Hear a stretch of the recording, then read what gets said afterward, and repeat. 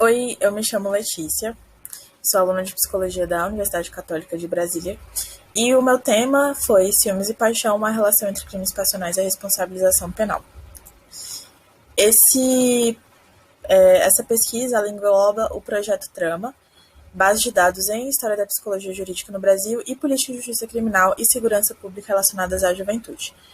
O nosso intuito com esse projeto é que tenhamos como resultado final uma base de dados digital de conceitos e categorias de análise presentes no corpus teórico da psicologia jurídica brasileira e estudos da violência. Ou seja, ao final a gente vai ter uma base de dados com conceitos relacionados à psicologia jurídica brasileira e aos estudos da violência que possam ser utilizados por qualquer pessoa a qualquer momento.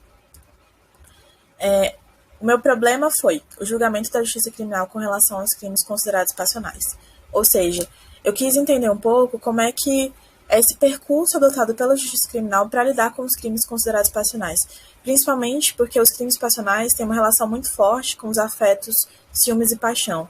Essas duas categorias elas são muito evocadas dentro de crimes passionais e eu queria entender um pouco mais esses discursos que são atrelados a tais crimes. Para isso, eu utilizei como método os verbetes produzidos ao longo dos 2 anos da pesquisa. Os verbetes são os resultados das buscas que os pesquisadores fizeram para a construção da base de dados, que é o resultado final da pesquisa. E a partir dessa gama de verbetes, eu selecionei aqueles que tinham mais a ver com a temática e categorizei eles a partir de 4 perguntas que têm um pouco a ver com essa minha trajetória e com esse tema que eu tenho tentado trabalhar. Essas perguntas foram: existem afetos normais e afetos anormais decorrentes de patologias? Como os afetos são definidos e naturalizados a decorrente de práticas sociais? Como os afetos relacionam-se à consciência e à vontade? E ciúmes e paixão suspendem a responsabilidade criminal? Bom, como resultado, o que eu obtive a partir dessas perguntas e a partir dessa análise, né? Primeiramente, uma patologização dos afetos. Nessa primeira categoria, existem afetos normais e afetos anormais decorrentes de patologias. Eu percebi que existem, sim, tanto os afetos normais como afetos anormais. Geralmente, nessa questão dos ciúmes e da paixão, que são os afetos mais evocados dos crimes passionais, eles definem eles dentro dessas duas categorias, né? Um ciúmes e uma paixão normal, um ciúmes e uma paixão anormal.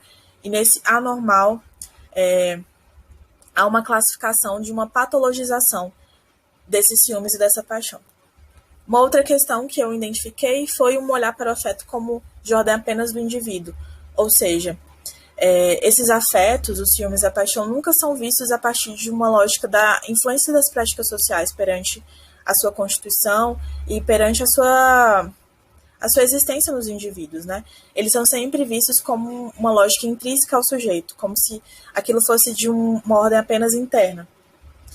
E aí uma outra questão corresponde à ausência de responsabilização penal em casos nosológicos, ou seja, o que a gente percebe é que essa patologização ela tem um porquê, um motivo. Ela serve principalmente para que as pessoas que estão passando por um processo e estão relacionadas a crimes passionais, elas podem usar esse recurso da patologização como uma forma de se tornar inimputável, né? Não ser criminalizada pelo crime que ela cometeu. Então, essa patologização ela serve como esse artifício muito bem articulado para que essa responsabilização penal ela não ocorra, né? Seja um artifício para fazer essa jogada. E aí uma última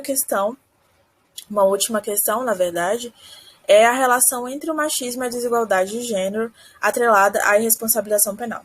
Em um dos verbetes que eu identifiquei, que era relacionada à defesa da honra, né, era o verbete de defesa da honra, ele fala um pouco sobre isso, de que quando a mulher ela passa por esse processo de defesa da honra, principalmente no caso de um adultério, e ela é a acusada, né, geralmente não tem o mesmo percurso criminológico do que quando é um homem, porque essas questões elas sofrem uma diferenciação de gênero.